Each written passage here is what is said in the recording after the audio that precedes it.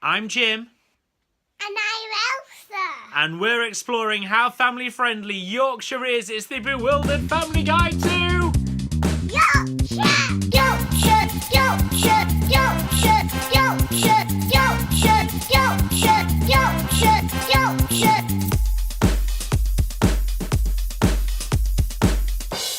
So where are we going to this week, Elsa? Leeds. Ah, yes, Leeds. No, Leeds.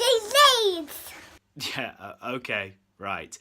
So here we go. In West Yorkshire, famous for its nightlife and for its shopping. Let's go to Leeds.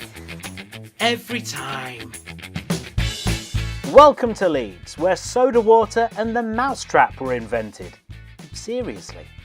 Our first stop was at the Royal Armouries, a huge imposing building filled with armouries, as you'd probably expect. It also has more armoured elephants than you normally get on a day out. Well, it had 2 armoured elephants, but that's 2 more than I thought I'd see.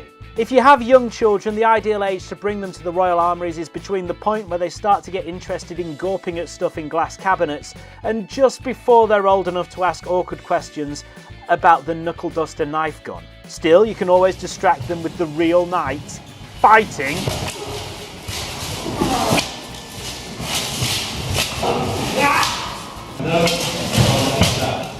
It certainly worked. I love them when they did that and that and that. Although she did keep trying to duel with me for a fortnight after we visited.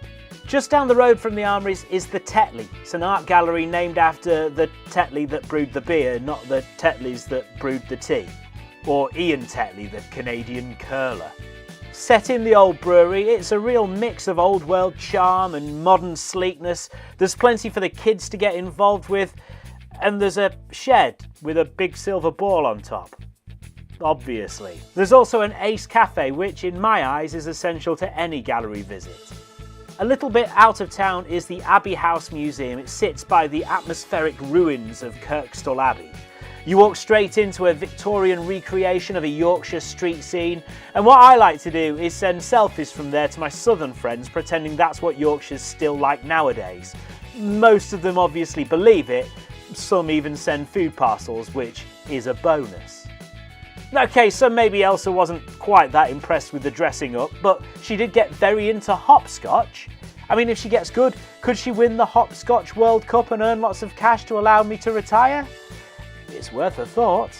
Upstairs there's beautiful arcade machines, classic toys, and even a place where the little ones can hang out and chat with crocodiles.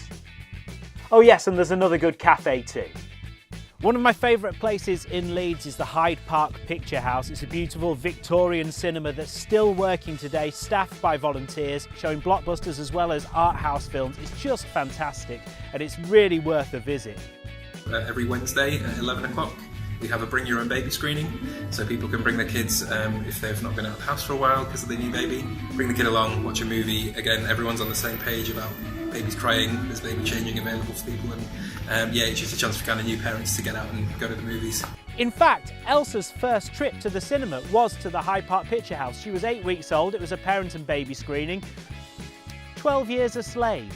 Now you may think that's inappropriate, and you're right.